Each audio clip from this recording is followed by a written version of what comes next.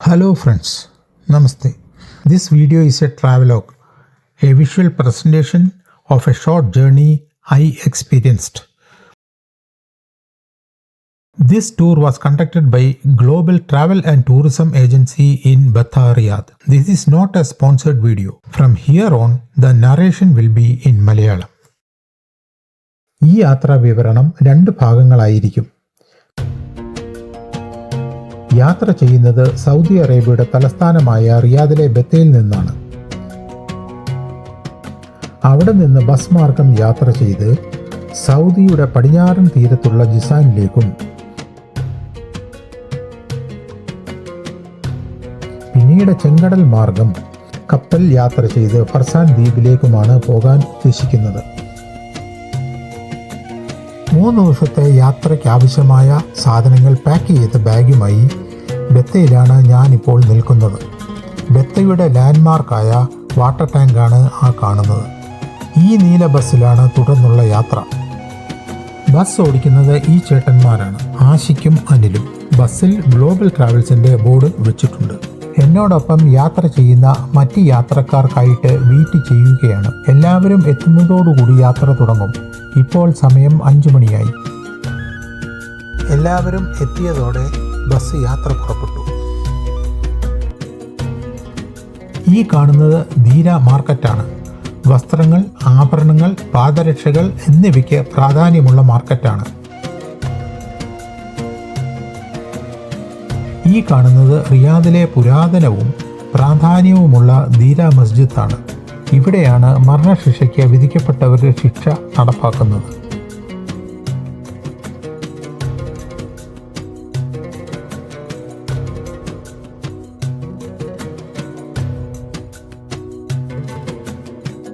Jeddah Mecca 40 number highway ലക്ഷ്യമാക്കിയാണ് ഇപ്പോൾ പോകുന്നത്.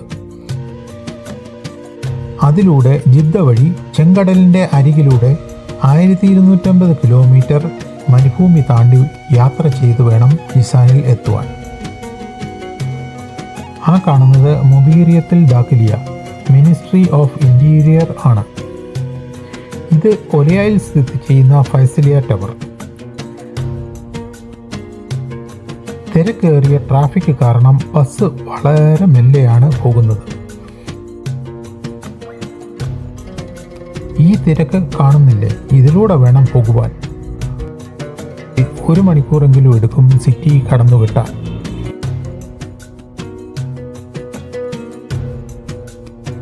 ഈ ഹൈവേയുടെ മറുവശത്താണ് മിക്ക രാജ്യങ്ങളുടെയും എംബസികൾ സ്ഥിതി ചെയ്യുന്ന ഡിപ്ലോമാറ്റിക് ക്വാർട്ടേഴ്സ് ഉള്ളത്. ഈ കാണുന്നത് King Abdul Aziz international convention സെൻ്ററാണ്. റിയാദിൽ വെച്ച് നടക്കുന്ന എല്ലാ രാജ്യാന്തര സബ്മിറ്റും ഉന്നതതല കോൺഫറൻസും ഉച്ചകോടിയും മറ്റും ഇവിടെയാണ് നടക്കുന്നത്. തൊട്ടടുത്ത് കാണുന്നത് 5 സ്റ്റാർ ഹോട്ടലായ റിറ്റ്സ് കാർട്ടൺ ഹോട്ടലാണ്. ഒരു ദിവസത്തെ മുറി വാടക ഏകദേശം 1.5 ലക്ഷം രൂപയാണ് ഇന്ത്യൻ മണി.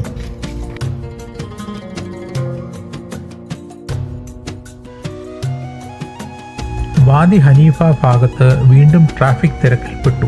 സൂര്യൻ അസ്തമിക്കാറായി. ഇപ്പോൾ മണി 6 കഴിഞ്ഞിരിക്കുന്നു. 5 മണിക്ക് പുറപ്പെട്ടതാണ്. ഇപ്പോൾ ബസ് പോകുന്ന റൂട്ട് മാപ്പാണിത്. മുസാംബിയ ലക്ഷ്യമാക്കിയാണ് പോകുന്നത്. അവിടെ എത്തുമ്പോഴേക്കും സന്ധ്യയാവും.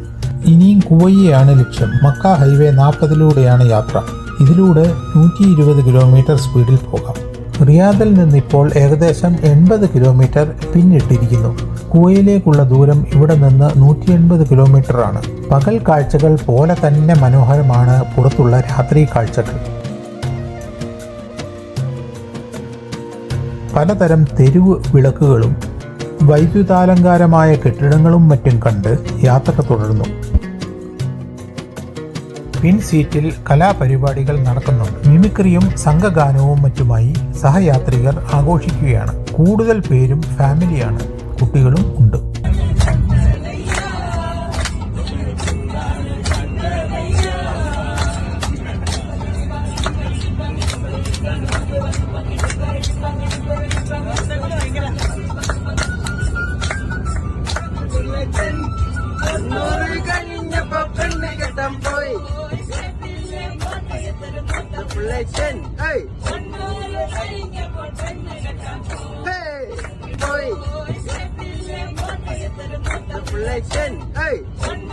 സമയം പോയതറിഞ്ഞില്ല. വിശന്നു തുടങ്ങി. ഭക്ഷണശാലയും മസ്ജിദുമുള്ള അടുത്ത ഒരു പമ്പിൽ വണ്ടി നിർത്തിയിരുന്നുവെങ്കിൽ എന്ന് വിചാരിക്കുമ്പോൾ അറിയിപ്പുണ്ടായി. സമയം മാക്സിമം കീപ്പ് ചെയ്ത് ഒരു 9:45 10 മണിന്റെ ഉള്ളിൽ നമുക്ക് എന്തായാലും ഇവിടുന്ന് തിരിച്ചു പോകണം. അപ്പൊ ആ രീതിയിൽ എല്ലാവരും പെട്ടെന്ന് കാര്യങ്ങളൊക്കെ ചെയ്യാം. ഭക്ഷണം കഴിക്കേണ്ടവർക്ക് ഭക്ഷണം കഴിക്കാം. വാഷ്റൂം പോകാനുള്ള സൗകര്യമുണ്ട്. നിസ്കരിക്കേണ്ടവർക്ക് നിസ്കരിക്കാനുള്ള സൗകര്യമുണ്ട്. ഹൈവേയുടെ അരികിൽ ഹോട്ടലുള്ള ഒരു പമ്പിൽ വണ്ടി നിർത്തി.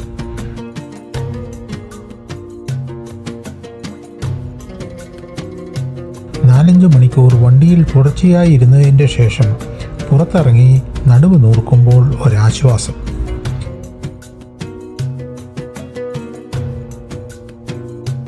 ഇവിടെ നിന്ന് ഭക്ഷണം കഴിച്ച് ഫ്രഷായി വീണ്ടും യാത്ര തുടർന്നു. കലാപരിപാടികൾ തുടർന്നു.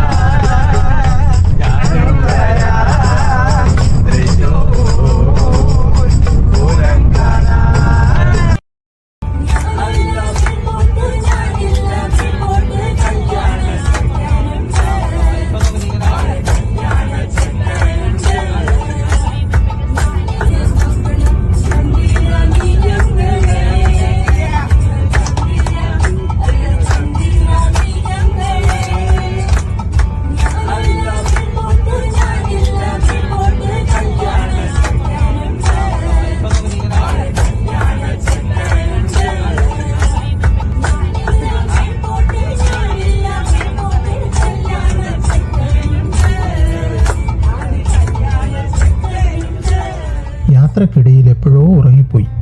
ഉണർന്നപ്പോൾ പുതിയ പ്രഭാത സൂര്യനെയാണ് കണി കണ്ടത്. ജിസാനിലേക്കുള്ള യാത്ര തുടരുകയാണ്. പിന്നിട്ട വഴികളിലെ കാഴ്ചകൾ ഉറങ്ങിയത് കാരണം നഷ്ടമായി. ഏകദേശം 900 കിലോമീറ്റർ പിന്നിട്ടിരിക്കുന്നു. തിരുവനന്തപുരത്ത് നിന്ന് ഗോവ വരെയുള്ള ദൂരം. യാത്ര തുടങ്ങിയിട്ട് 14 മണിക്കൂറിലധികമായി. ഇപ്പോൾ ചെങ്കടലിൻ്റെ തീരത്തുള്ള ഒരു പട്ടണമായ അൽ ലിത്തിലൂടെയാണ് യാത്ര. പ്രഭാത കൃത്യങ്ങൾക്കും രാവിലെ പതിവുള്ള സുലൈമാനിക്കുമായി വഴിയരികിലുള്ള ഒരു പമ്പിൽ നിർത്തി.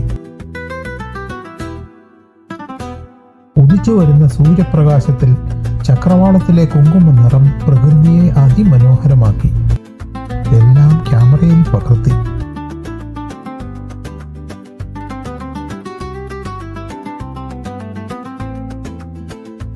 അടുത്ത പ്രധാന പട്ടണം അൽ ഖുൻഫുദയാണ്.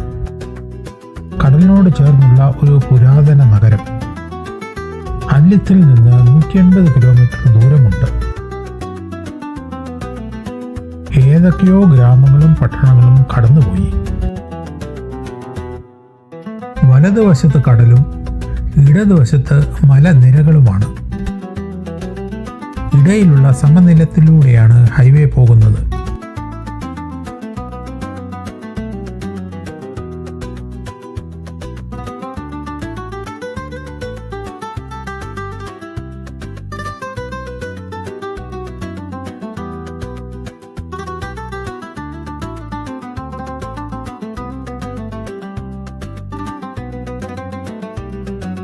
ഖുൻഫുദ എത്തിയിരിക്കുന്നു.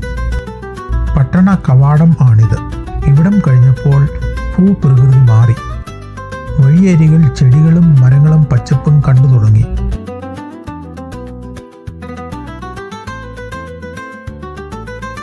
ജിസാനിലേക്ക് ഇവിടെ നിന്ന് 280 കിലോമീറ്റർ ഉണ്ട് ദൂരം.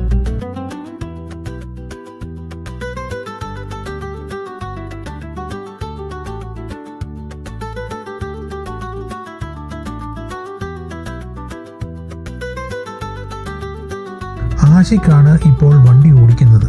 അനിൽ ഉറങ്ങുകയാണ്. രണ്ടുപേരും മാറി മാറിയാണ് രാത്രിയിൽ ഡ്രൈവ് ചെയ്തിരുന്നത്. ഇത് ബൈഷ് എന്ന പട്ടണമാണ്. ജിസാൻ പ്രവിശ്യയിലൂടെയാണ് ഇപ്പോൾ സഞ്ചരിക്കുന്നത്. 70 കിലോമീറ്ററാണ് ഇവിടെ നിന്ന് ജിസാനിലേക്കുള്ള ദൂരം. ഹൈ ടെൻഷൻ ഇലക്ട്രിക് പ്രചരണ സംവിധാനങ്ങളും ടവറുകളും കണ്ടു തുടങ്ങി. സൗദിയുടെ തെക്കേ പ്രവിശ്യയിലെ താപ വൈദ്യുത നിലയം ഇവിടെ അടുത്താണ്. നമ്മളിപ്പോൾ അതിൻ്റെ മുന്നിലൂടെയാണ് കടന്നു പോകുന്നത്. ഇതാണ് താപ വൈദ്യുത നിലയം. ഡീസൽ കത്തിച്ച് ടർബൈൻ കറക്കി ജനറേറ്റർ പ്രവർത്തിപ്പിച്ചാണ് ഇവിടെ വൈദ്യുതി ഉൽപ്പാദിപ്പിക്കുന്നത്. ഏകദേശം 6000 മെഗാവാട്ട് വൈദ്യുതിയാണ് പ്രതിദിനം ഉൽപ്പാദിപ്പിക്കുന്നത്.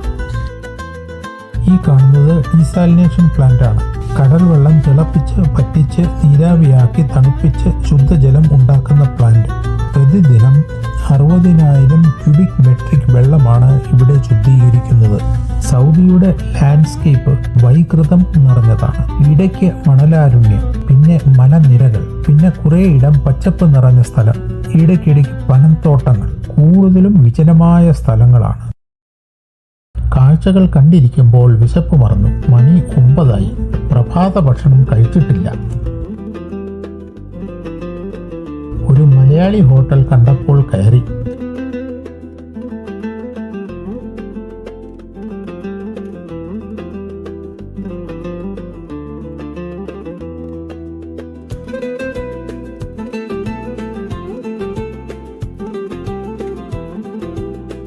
ഞാൻ ദോശയും കടലക്കറിയും കഴിച്ചു.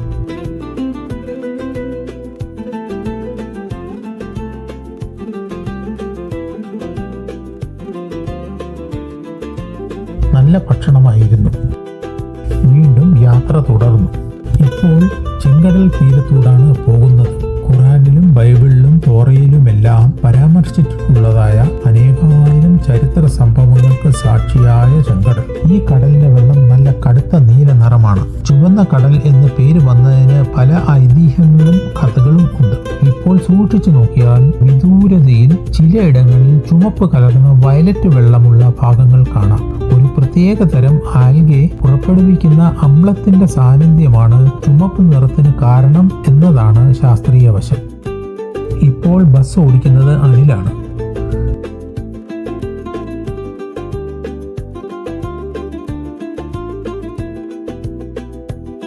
ജിസാൻ പട്ടണം അടുക്കാറായി. കേരളത്തിന്റെ മലനിരകൾ അനുസ്മരിക്കും വിധം ഇവിടെ പച്ചപ്പ് കലർന്ന മലനിരകളാണ്. സൗദിയിൽ അനേകം വർഷം പ്രവാസിയായിട്ടും ചെങ്കടൽ കാണാനും മുങ്ങിക്കുളിക്കുവാനുമുള്ള ഭാഗ്യം ഇപ്പോൾ ഈ യാത്രയിലൂടെയാണ് സാഫല്യമാകുന്നത്. പട്ടണം അടുക്കും തോറും ജനവാസം വർദ്ധിക്കുന്നത് കാണാം.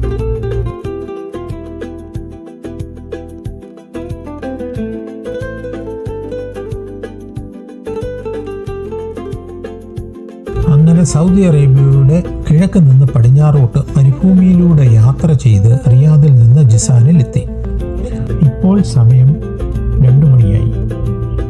ജിസാൻ പോർട്ടിൽ നിന്ന് ഫർസാൻ ദ്വീപിലേക്ക് 3:30 കപ്പൽ പുറപ്പെടുക. ഉച്ചഭക്ഷണവും കഴിഞ്ഞ് പോർട്ടിൽ 3 മണിക്കെങ്കിലും എത്തണം. ഉച്ചഭക്ഷണത്തിന് ഒരു നല്ല ഹോട്ടൽ തേടി ഡ്രൈവ് ചെയ്യുകയാണ് ആഷിഖ്.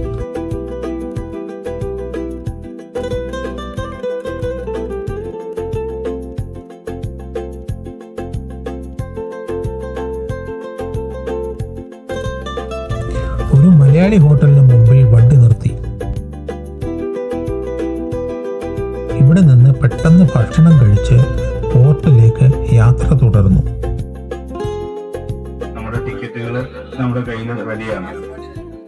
ഇക്കാമ ഉള്ള ആളുകൾ ഇക്കാമ കയ്യിൽ കരുതുകയും മറ്റു ഫാമിലി വിസിറ്റ് മറ്റു വിസയിലുള്ള ആളുകൾ പാസ്പോർട്ട് കയ്യിൽ കരുതുക. അതുപോലെ വിസയുടെ കോപ്പി ഫോണിലോ അല്ലെങ്കിൽ കയ്യിലോ വിസയുടെ കോപ്പിയും റെഡിയാക്കി വെക്കേണ്ടതാണ്. അതുപോലെ നിസ്കരിക്കാനുള്ള വാഷ്റൂമിൽ പോകാനുള്ള സൗകര്യങ്ങളൊക്കെ പോർട്ടൽ ഉണ്ടാവും. ലേഡീസിനും ജെന്റ്സിനൊക്കെ സെപ്പറേറ്റ് ആളുണ്ട്. ഈ കപ്പൽ യാത്രയ്ക്ക് ടിക്കറ്റ് ആവശ്യമില്ല. ദ്വീപിലേക്കും തിരിച്ചുമുള്ള യാത്ര തികച്ചും സൗജന്യമാണ്. പക്ഷേ കർശനമായ നിരീക്ഷണമുണ്ടാവും. മുൻകൂട്ടിയെടുത്ത പെർമിറ്റ് പാസ് ഉണ്ടെങ്കിലേ കപ്പലിലോട്ട് പ്രവേശനം ഉണ്ടാകൂ. ഞങ്ങൾക്ക് സംഘാടകരായ ഗ്ലോബൽ ടൂർ ഓപ്പറേറ്റർ പാസ് എടുത്തിരുന്നു.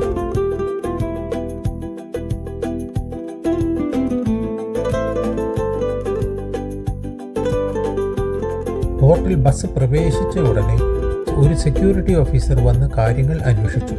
പോർട്ടിലും പരിസരത്തും ക്യാമറയും വീഡിയോഗ്രാഫിയും അനുവദിച്ചിട്ടില്ല. അതിനാൽ തുടർന്നുള്ള രംഗങ്ങൾ ചിത്രീകരിക്കാൻ സാധിച്ചില്ല. പ്രവേശന പാസും തിരിച്ചറിയൽ രേഖയായ അക്കാമയും കാണിച്ച് ഉള്ളിൽ പ്രവേശിച്ചു. ഉള്ളിൽ വെയിറ്റിംഗ് ലോഞ്ചിൽ ഇരുന്നു. 3:30 കപ്പൽ പുറപ്പെടുക. 3:15 കപ്പലിൽ പ്രവേശിച്ചു.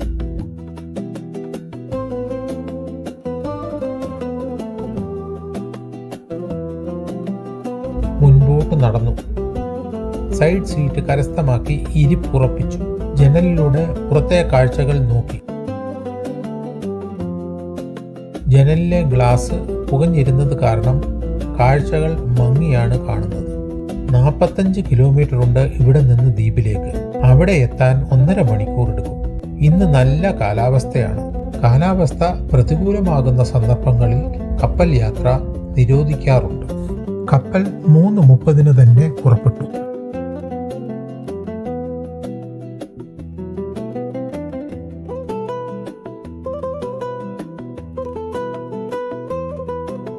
കഫറ്റീരിയ കണ്ടപ്പോൾ എന്തെങ്കിലും വാങ്ങണമെന്ന് തോന്നി. 5 റിയാൽ കൊടുത്ത് ഒരു നെസ്കഫ് വാങ്ങി സീറ്റിൽ വന്നിരുന്നു. ബാച്ചിലർ സെക്ഷനിൽ യാത്രക്കാർ കുറവാണ്. സീറ്റുകൾ ഒഴിഞ്ഞു കിടക്കുന്നു. പുറത്ത് മറ്റ് ചെറു കപ്പലുകളും ഫിഷിംഗ് ബോട്ടും ഒക്കെ കാണാം. ഫർസാൻ ഐലൻഡ് കണ്ടു തുടങ്ങി. പോർട്ടിലേക്ക് പ്രവേശിക്കുകയാണ്. ഉള്ളിൽ ചെറിയ കപ്പലുകൾ നങ്കൂരമിട്ട് കിടക്കുന്നത് കാണാം.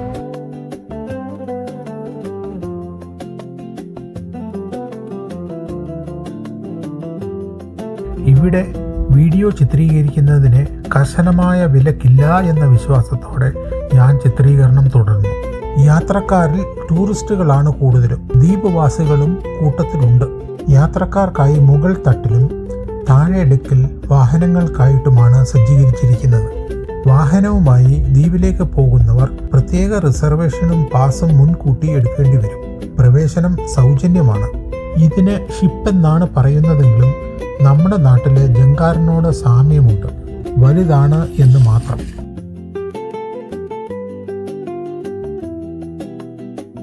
നാട്ടിൽ പോകുമ്പോൾ പ്ലെയിൻ ഇറങ്ങി എയർപോർട്ട് ലോഞ്ചിലേക്ക് പോകുന്ന രംഗം ഓർമ്മ വരുന്നു ഈ ദൃശ്യം കാണുമ്പോൾ.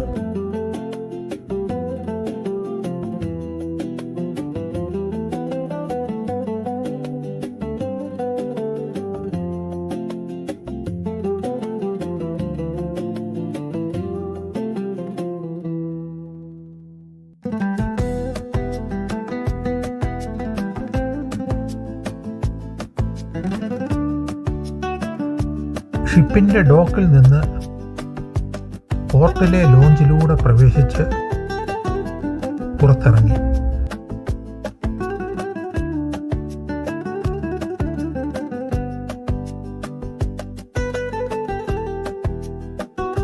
ദ്വീപിലെ തുടർന്നുള്ള സഞ്ചാരത്തിനായി മുൻകൂട്ടി ഏർപ്പെടുത്തിയിരുന്ന വാൻ കിടപ്പുണ്ടായിരുന്നു. സമയം 5 മണി കഴിഞ്ഞിരിക്കുന്നു. സന്ധ്യയാകും മുമ്പ് ഒരിടം കൂടി സന്ദർശിക്കാനുണ്ട്.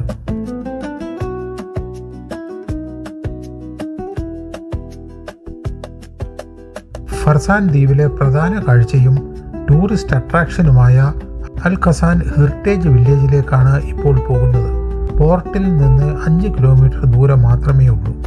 ഏകദേശം 2100 വർഷം മുമ്പ് BC 50-ാം നൂറ്റാണ്ടിന്റെ ആദ്യ കാലഘട്ടം മുതൽക്കേ ഈ ഗ്രാമം ഉണ്ടായിരുന്നതിന്റെ തെളിവുകൾ ഉണ്ട്. അൽ ഖസർ ഹെറിറ്റേജ് വില്ലേജിന്റെ പ്രധാന കവാടത്തിൽ എത്തി. ഇവിടെയും പ്രവേശനം സൗജന്യമാണ്.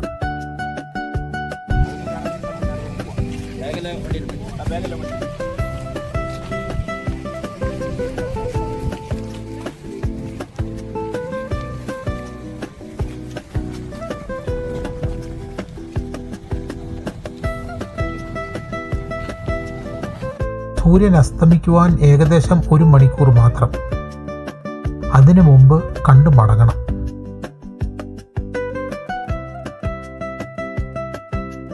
ഞാൻ ഉൾപ്പെടെ എല്ലാവരും ഫോട്ടോ എടുക്കുന്നതിൽ വ്യാപൃതരാണ്.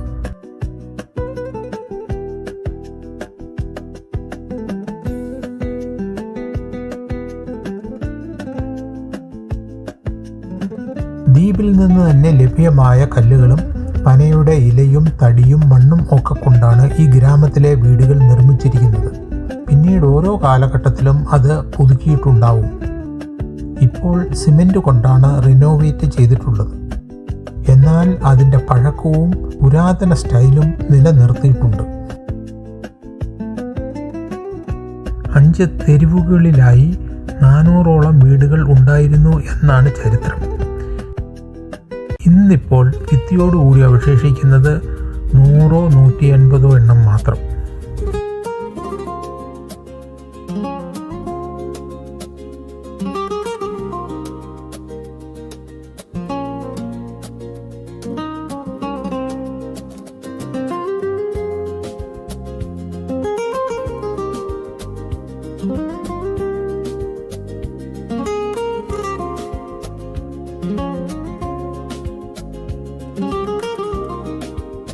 ഇവിടെ നിന്ന് കണ്ടെടുത്തിട്ടുള്ള പുരാവസ്തുക്കളും ഭൂമിക്കടിയിൽ നിന്ന് കിട്ടിയിട്ടുള്ളതുമായ തെളിവുകൾ സൂചിപ്പിക്കുന്നത് ഈ ഗ്രാമം 50-ാം നൂറ്റാണ്ടിൽ റോമാ സാമ്രാജ്യ കാലഘട്ടത്തിൽ സ്ഥാപിതമായതാണ് എന്നാണ്. ആ കാലഘട്ടത്തിലെ ലിപികളും ചിത്രങ്ങളും മൺപാത്രങ്ങളും മറ്റും ഇപ്പോൾ സൗദി മ്യൂസിയത്തിൽ ഉണ്ട് എന്ന് പറയപ്പെടുന്നു. സുലഭമായ ശുദ്ധജലവും ഈന്തപ്പനകളുമാണ് ഇവിടെ ഈ ദ്വീപിൽ ജനവാസം ഉണ്ടാകുവാൻ കാരണമെന്ന് പറയപ്പെടുന്നു. സൗദി അറേബ്യയുടെ മണ്ണിലും മരുഭൂമിയിലും കിണർ വെള്ളം കുടിക്കുവാൻ പറ്റുന്നതല്ല. അതിൽ അമ്ലം കൂടുതലാണ്. എന്നാൽ ഇവിടുത്തെ കിണർ വെള്ളം ശുദ്ധവും കുടിക്കുവാൻ പറ്റുന്നതുമാണ് എന്നതാണ് ഒരു പ്രത്യേകത. ദ്വീപിന് ചുറ്റും ഉപ്പുവെള്ളമുള്ള കടലാണ്.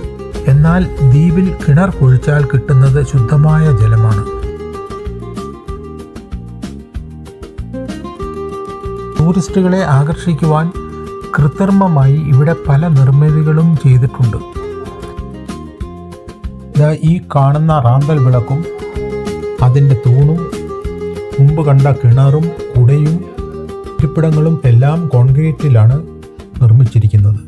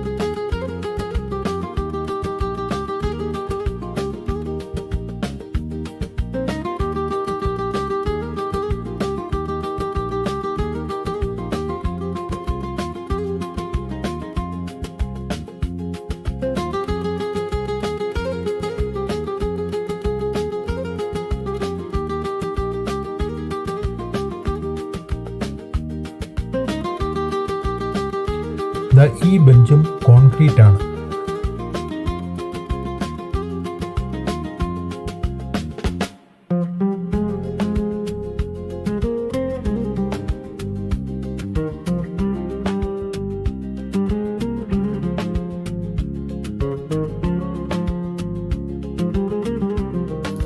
സൗദിയുടെ എല്ലാ പ്രവിശ്യയിലും പട്ടണങ്ങളിലും ഇതുപോലെയുള്ള ഹെറിറ്റേജ് വില്ലേജ് ഉണ്ടാകും. ടൂറിസ്റ്റുകളെ ആകർഷിക്കുവാനും പരമ്പരാഗതവും പുരാതനവുമായ സൗദി സംസ്കാരം പ്രദർശിപ്പിക്കുവാനും കൂടിയാണിത്. എല്ലാ രാജ്യങ്ങളിലും ഇതുണ്ടല്ലോ.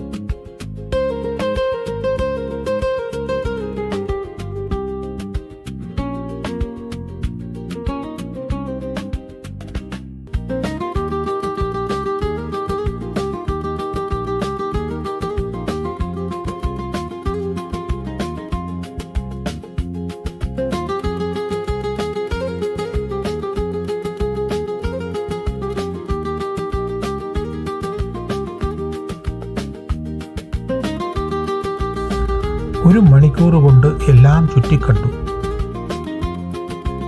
ഇവിടുത്തെ കാഴ്ചകളെല്ലാം ക്യാമറയിലും മനസ്സിലും പകർത്തി. സന്ധ്യയാകുന്നു, ഇനി പുറത്തേക്ക് പോകാം. ഞങ്ങൾ പുറത്തിറങ്ങി. നേരെ പോകുന്നത് ദ്വീപിൻ്റെ മധ്യഭാഗത്തായി നേരത്തെ ബുക്ക് ചെയ്തിരുന്ന ഹോട്ടലിലേക്കാണ്. ഹോട്ടലിൽ എത്തുമ്പോൾ 6:45 നേരം ഇരുട്ടിയിരിക്കുന്നു.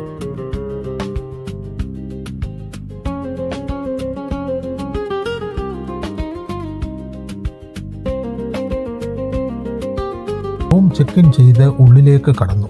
ഹോട്ടലിൻ്റെ ഉള്ളിലെ ഇലുമിനേഷൻ വളരെ ആകർഷണീയമായി തോന്നി. ഇവിടേക്ക് ഭക്ഷണം വരുത്തി കഴിച്ചു. ഒരു കുളിയും കഴിഞ്ഞ് നാളത്തെ ബോട്ടിങ്ങിനെ പറ്റി സ്വപ്നം കണ്ട് കിടന്നുറങ്ങി.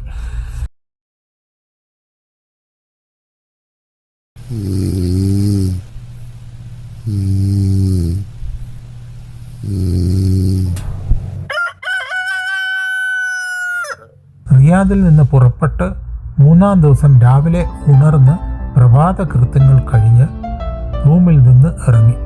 താമസിച്ച ഹോട്ടലിൻ്റെ പേര് സാക്കോ സൂട്ട് എന്നാണ്. നല്ല സൗകര്യവും വൃത്തിയുമുള്ള ഇടം. ഹോട്ടലിലെ അകത്തളത്തിലെ കാഴ്ചകൾ മനോഹരമാണ്. എല്ലാവരും വണ്ടിയിൽ കയറി. ഇന്നലത്തെ വാൻ തന്നെയാണ് ഇന്നും. ഫിഷ് ഹാർബറിനെ ലക്ഷ്യമാക്കിയാണ് പോകുന്നത്. പോർട്ടിൻ്റെ അടുത്ത് തന്നെയാണ് ഹാർബർ. ഇവിടെ നിന്നാണ് ബോട്ടിങ്ങിന് പോകേണ്ടത്. ഫർസാൻ ദ്വീപിൽ കാണുവാൻ പറ്റാവുന്ന അത്രയും കാഴ്ചകൾ ഇന്ന് തന്നെ കണ്ടു തീർക്കണം. ഉച്ചയ്ക്ക് ശേഷം 3:30 ഷിപ്പിൽ ലിസാനിലേക്ക് മടങ്ങണം. ഒരു ദിവസം മാത്രം തങ്ങാനുള്ള പദ്ധതിയുമായാണ് വന്നത്. അതുകൊണ്ട് ബോട്ടിങ്ങിന് നേരം വെളുത്തപ്പോഴേ ഇറങ്ങി. ഹോട്ടലിൽ നിന്ന് ഏകദേശം 8 കിലോമീറ്റർ ദൂരമാണ് ഹാർബറിലേക്കുള്ളത്. നമ്മളിപ്പോൾ ഉള്ള പ്രധാന ദ്വീപിന് 380 സ്ക്വയർ കിലോമീറ്ററാണ് വിസ്തീർണം. ഏകദേശം 57 കിലോമീറ്റർ നീളവും 27 കിലോമീറ്റർ വീതിയുമാണ് ഈ ദ്വീപിനുള്ളത്. ഹാർബർ അടുക്കാറായി. ഗേറ്റിലൂടെ ഉള്ളിലേക്ക് പ്രവേശിച്ചു. വിശാലമായ മൈതാനം. രണ്ടാമത്തെ വാൻ പുറകെ വരുന്നതേയുള്ളൂ. അവർക്ക് വേണ്ടി വെയിറ്റ് ചെയ്യുകയാണ്.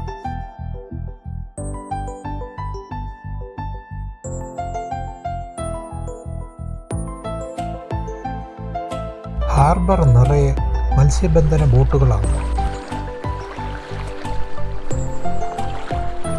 ദ്വീപ് നിവാസികളുടെ പ്രധാന ജീവിത വരുമാനവും തൊഴിലുമാണല്ലോ ഇത്.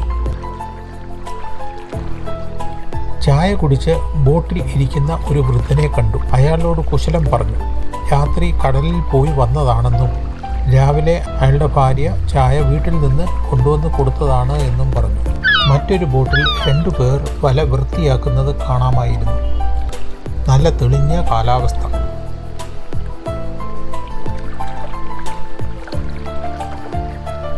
പെലിക്കൻ പക്ഷികൾ ബോട്ടുകളുടെ ഇടയിലൂടെ നീന്തി നടക്കുന്നു. ഞങ്ങൾക്ക് പോകാനുള്ള ബോട്ടിനായി വെയിറ്റ് ചെയ്യുകയാണ്. സാധാരണയായി പെലിക്കൻ പക്ഷികൾ ദേശാടനം നടത്തുന്നവരാണ്. എന്നാൽ ഇവിടെയുള്ള ഈ ഇനം ഇവിടുത്തെ സ്ഥിര താമസക്കാരാണ്. ദ്വീപിലെ കണ്ടൽക്കാടുകളിൽ ഇവയെ ധാരാളമായി കാണാം. കല്ലുകൾക്കിടയിൽ ചെറിയ മത്സ്യക്കൂട്ടങ്ങളെ കാണാം. 180ഓളം ദ്വീപുകളുണ്ട് ഇവിടെ. അതിൽ ഏറ്റവും വലുതാണ് ഫറസാൻ ഐലൻഡ്. അതിൽ ചിലതിൽ മാത്രമേ ജനവാസമുള്ളൂ. സാജിദ്, സുത്ഫുൽ എന്നീ ദ്വീപുകളിൽ ടൂറിസ്റ്റുകൾ എത്താറുണ്ട്. ടൂറിസ്റ്റുകളെ ആകർഷിക്കുന്നതിനായി ഇവിടെ പലതരം ആക്ടിവിറ്റീസ് ഉണ്ട്. സ്കൂബ ഡൈവിങ്ങും മീൻപിടുത്തവും അതിൽപ്പെടും. ചെറിയ ബീച്ചും പാറക്കെട്ടുകളും കണ്ടൽക്കാടുകളും മറ്റും ഉള്ള ചെറിയ ദ്വീപുകളുള്ള ഇടത്തേക്കാണ് ബോട്ടിംഗ് സഫാരി നടത്താറുള്ളത്. ഞങ്ങൾ പോകുന്നതും ഇതുപോലെയുള്ള ഒരു ദ്വീപിലേക്കാണ്. ചില ദ്വീപുകളിൽ പ്രവേശനം നിരോധിച്ചിട്ടുണ്ട്. ഏർപ്പാട് ചെയ്ത ബോട്ടുകൾ എത്തിയിട്ടുണ്ട്. ഇനി ഹാർബർ ഓഫീസിൽ പോയി അനുമതി വാങ്ങണം. അതാണ് നിയമം. ഇപ്പോൾ 8:30 കുറച്ച് നേരത്തെ വന്നിരുന്നെങ്കിൽ ബോട്ടിൽ പിടിച്ചുകൊണ്ടുവന്ന മീനും അതിൻ്റെ കച്ചവടവും ഒക്കെ കാണാമായിരുന്നു. 2 ബോട്ട് വേണ്ടിവരും ഞങ്ങൾക്ക്. 10 പേർക്ക് മാത്രമേ ഒരു ബോട്ടിൽ കയറുവാൻ അനുവാദമുള്ളൂ. ദ്വീപ് നിവാസികളാണ് ഈ ബോട്ട് പ്രവർത്തിപ്പിക്കുന്നതും ഓടിക്കുന്നതും. ഹാർബർ ഓഫീസിൽ ചെന്ന് എല്ലാവരുടെയും പേരും തിരിച്ചറിയൽ രേഖയും നൽകിയെങ്കിൽ മാത്രമേ ഈ ബോട്ടിൽ യാത്ര ചെയ്യാനുള്ള അനുവാദം കിട്ടുകയുള്ളൂ. എല്ലാ ഹാർബറിലും സ്ഥിരം അന്തേവാസികളായ മറ്റു ചിലർ ഇവിടെയുണ്ട്. കാക്കയും പൂച്ചയും ഒക്കെ. ലൈഫ് ജാക്കറ്റ് ധരിക്കണം എന്ന നിർദ്ദേശം കർശനമാണ്. എല്ലാവരും ജാക്കറ്റ് ഇട്ട് യാത്രയ്ക്ക് തയ്യാറായി.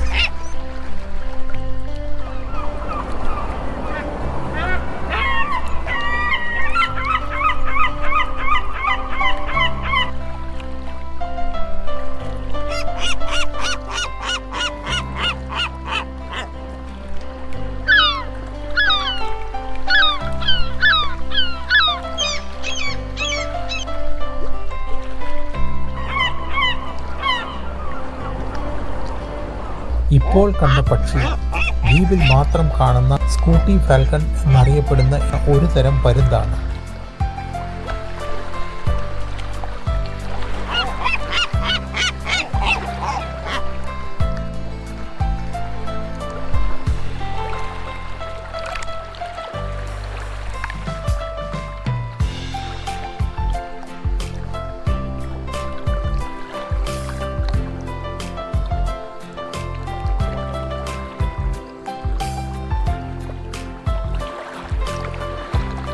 രണ്ട് ബോട്ടും പുറപ്പെട്ടു. ജെട്ടിയിൽ നിന്ന് ഏകദേശം 15-20 കിലോമീറ്റർ സഞ്ചരിച്ച് വടക്ക് ഭാഗത്തേക്കാണ് പോകുന്നത് എന്നാണ് ബോട്ട് ഡ്രൈവർ പറഞ്ഞത്.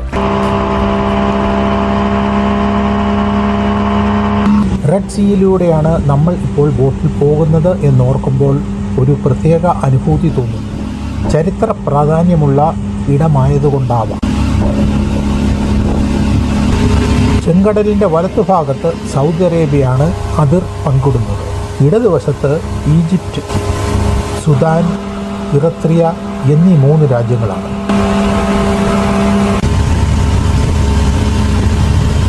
ചെങ്കടലിൻ്റെ നീളം 250 കിലോമീറ്ററും വീതി കൂടിയ ഭാഗത്ത് 26 കിലോമീറ്ററുമാണ്. മൊത്തം 350 ചതുരശ്ര കിലോമീറ്ററാണ് വ്യാസം.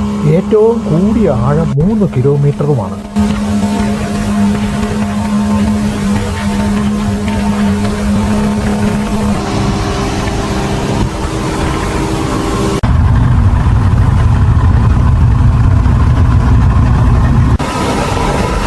പ്രത്യേക ആകൃതിയിലുള്ള പാറകൾ വെള്ളത്തിൽ പൊങ്ങിക്കിടക്കുന്നത് പോലെ തോന്നിക്കും വിധം കാണാം.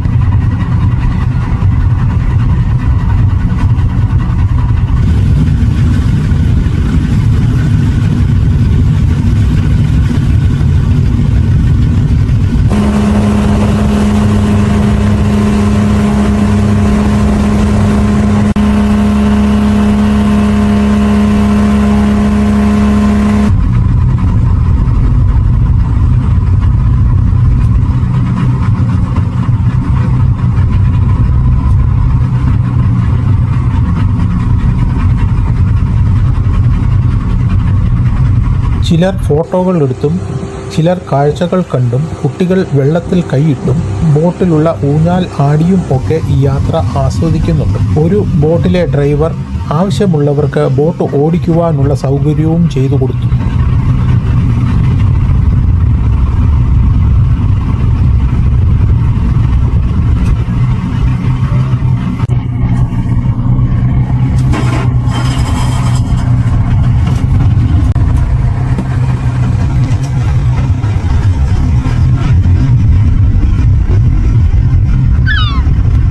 രണ്ടര മില്യൺ വർഷങ്ങൾക്ക് മുമ്പ് കടലിൽ നിന്ന് പൊങ്ങി വന്നതാണ് ഈ ദ്വീപുകൾ.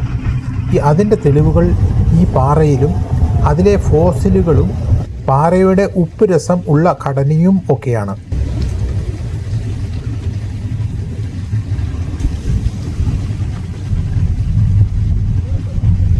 ഈ കാണുന്ന പാറകളുടെ അടിയിൽ പലവിധ കോറലുകളും പവിഴപ്പുറ്റുകളും പല കടൽ ജീവജാലങ്ങളുടെ പറ്റിപ്പിടിച്ച അവശിഷ്ടങ്ങളും കാണാം.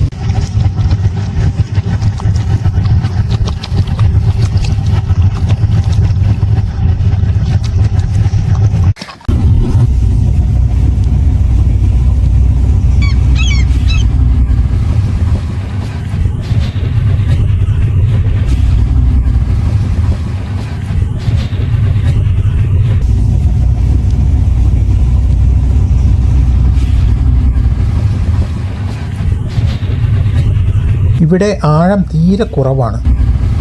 അടിത്തട്ടിൽ ചെടികളും പുല്ലുകളും ഒക്കെ കാണാം. ഇറങ്ങുവാൻ പറ്റുന്നതും മണലുള്ളതുമായ ഒരു ബീച്ചിലേക്ക് ബോട്ട് അടുപ്പിച്ചു. 2 ബോട്ടുകൾക്ക് അടുക്കുവാൻ ഇവിടെ സൗകര്യമില്ലാത്തതിനാൽ ഒരു ബോട്ട് മറ്റൊരു ബീച്ചിലേക്ക് പോയി. ബോട്ടിൽ നിന്ന് കരയിലേക്ക് ഇറങ്ങി.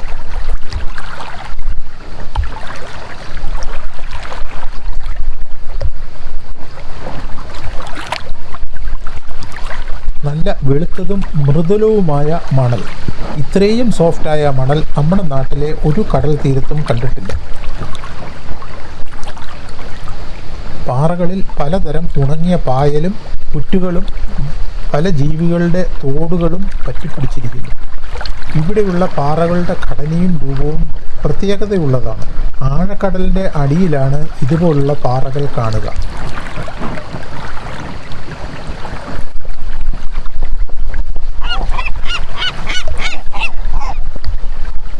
സ്ത്രീകളും കുട്ടികളും വെള്ളത്തിലിറങ്ങി കുളിക്കുവാനുള്ള ഒരുക്കത്തിലാണ്.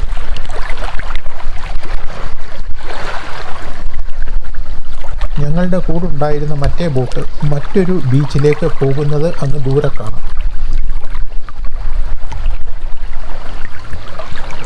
ഇന്ന് ഇതുവരെയുള്ള നമ്മുടെ സഞ്ചാരപാതയാണിത്. രാത്രിയിൽ താമസിച്ച ഹോട്ടലും ഇന്നലെ സന്ദർശിച്ച കെസാർ ഹെറിറ്റേജ് വില്ലേജും ഇനിയും സന്ദർശിക്കാനുള്ള ഒത്തേമൻ ഫോർട്ടും പിന്നെ ഇന്ന് ബോട്ട് യാത്ര തുടർന്ന ഹാർബറും ചെങ്കടലിലൂടെ ഇതുവരെയുമുള്ള യാത്രയുമാണിത്. ഈ സ്ഥലത്താണ് നമ്മൾ ഇപ്പോൾ നിൽക്കുന്നത്.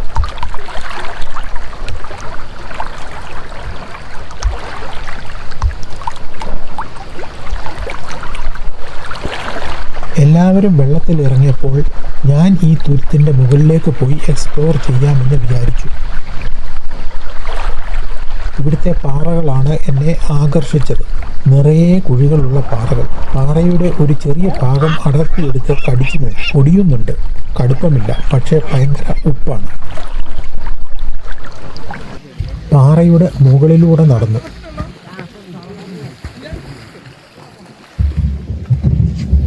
ഒരു ചെറിയ ഗുഹ കണ്ടു. അതിൻ്റെ ഉള്ളിലേക്ക് കയറുവാൻ ശ്രമിച്ചു. ഗുഹയുടെ മറുവശം കാണാം.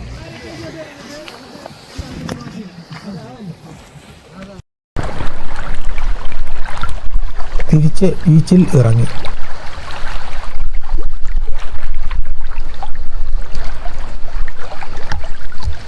അപ്പോഴാണ് ബീച്ചിലെ മണലിൽ കുറേയേറെ ഞണ്ടിൻ്റെ കുഴികൾ കണ്ടത്.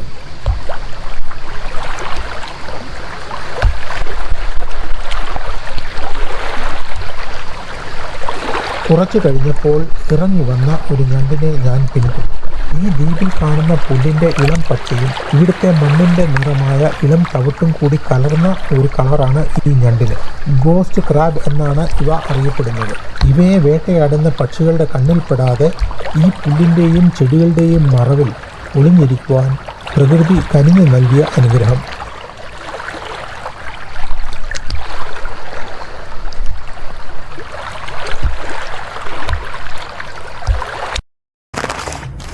കുറ്റിക്കാടുകൾ താണ്ടി ഞാൻ നടന്നു.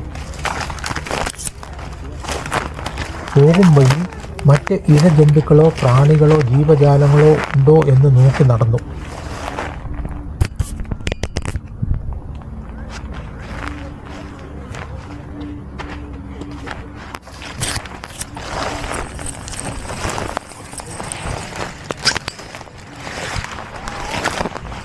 ഒരു ഉറുമ്പിനെ പോലും കാണാനില്ല.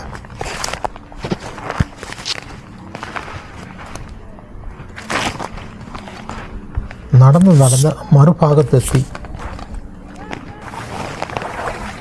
മനോഹരമായ ലാൻഡ്സ്കേപ്പ്. കൂടെയുള്ളവരാരും ഈ കാഴ്ച കാണാനിടയില്ല. മടങ്ങുവാനുള്ള സമയമായി. തിരിച്ച് ബീച്ചിലേക്ക് നടന്നു.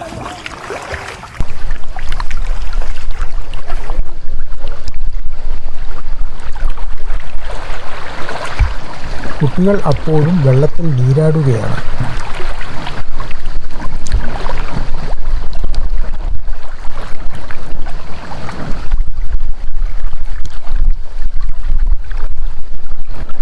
മടക്കയാത്രയ്ക്കായി എല്ലാവരും ബോട്ടിൽ കയറി.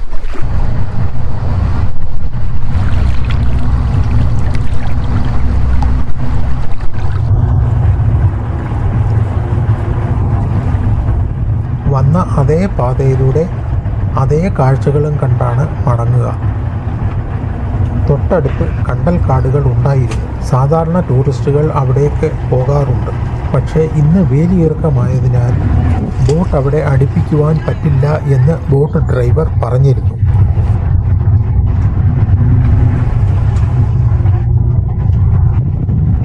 കിലോമീറ്റർ സ്പീഡിലാണ് ബോട്ട് നീങ്ങുന്നത്. ഹാർബർ എത്താൻ അരമണിക്കൂറിൽ കൂടുതലെടുക്കും. ഇങ്ങനെയുള്ള യാത്രകൾ ശരിക്കും ആസ്വദിക്കണമെങ്കിൽ സ്കൂളിൽ പഠിച്ച എല്ലാ വിഷയങ്ങളും പ്രാവർത്തികമാക്കണം. ഹിസ്റ്ററി, ജിയോഗ്രഫി, സയൻസിൻ്റെ വിഭാഗമായ ബോട്ടണി, സുവോളജി, പിന്നെ ഫൈൻ ആർട്സ് എന്നീ വിഷയം സംബന്ധമായ കാര്യങ്ങളെ പറ്റിയാണ് ഞാൻ ഉദ്ദേശിച്ചത്. ഒരു സ്ഥലം സന്ദർശിക്കുമ്പോൾ അതിൻ്റെ പുതിയതും പഴയതുമായ ചരിത്രം, നിലവിലെ അവസ്ഥ എന്നിവ മനസ്സിലാക്കുന്നത് ഹിസ്റ്ററി. ആ സ്ഥലത്തിൻ്റെ കാലാവസ്ഥ, ഭൂഘടന, മാപ്പ്, പ്രകൃതി, ചുറ്റുപാട്, പരിസ്ഥിതി എന്നിവയൊക്കെ മനസ്സിലാക്കുന്നത് ജിയോഗ്രഫി. ആ സ്ഥലത്തെ മരങ്ങളും ചെടികളും ഫലങ്ങളും കൃഷിയും പൂക്കളും തോട്ടങ്ങളും ഒക്കെ മനസ്സിലാക്കുന്നത് ബോട്ടണി. ആ സ്ഥലത്തെ ആവാസ വ്യവസ്ഥയും ജീവജാലങ്ങളും അവയെ കാണുകയും അവയുടെ ജീവിത രീതികളും പരിപാലനവും മറ്റും മനസ്സിലാക്കുകയും ചെയ്യുന്നതാണ് സുവോളജി. കലാപരമായ കാര്യമാണ് ഫൈൻ ആർട്സ്. മ്യൂസിയം, കരകൗശല വസ്തുക്കൾ, പെയിന്റിംഗ്, പ്രാചീന ചുവരെഴുത്തുകൾ അവയെപ്പറ്റി മനസ്സിലാക്കുന്നതാണ് ആർട്സ്. ഇങ്ങനെ ഓരോ വിഷയങ്ങൾ എല്ലാം കൂടി സംക്രമിച്ച് നിരീക്ഷിക്കുകയും ആസ്വദിക്കുകയും പഠിക്കുകയും ചെയ്യുമ്പോഴാണ് ശരിക്കും ഒരു ടൂർ ആസ്വദിക്കാനും പ്രയോജനപ്പെടുത്തുവാനും സാധിക്കുക എന്നതാണ് എൻ്റെ അഭിപ്രായം.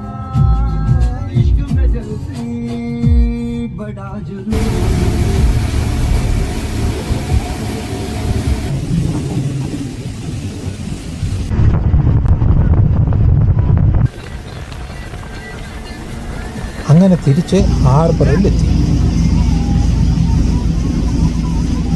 ഹാർബറിന് പുറത്തേക്ക് എല്ലാവരും നടന്ന്. നല്ല വിശപ്പുണ്ട്. അടിപൊളി ഒരു ഊണ് കഴിക്കണം. അടുത്ത സ്പോട്ടിലേക്ക് പോകണം. വാനിൽ കയറി. ഈ ഭാഗം ഇവിടെ നിർത്തുന്നു. തുടർന്നുള്ള യാത്രയും വിവരണവും അടുത്ത വീഡിയോയിൽ.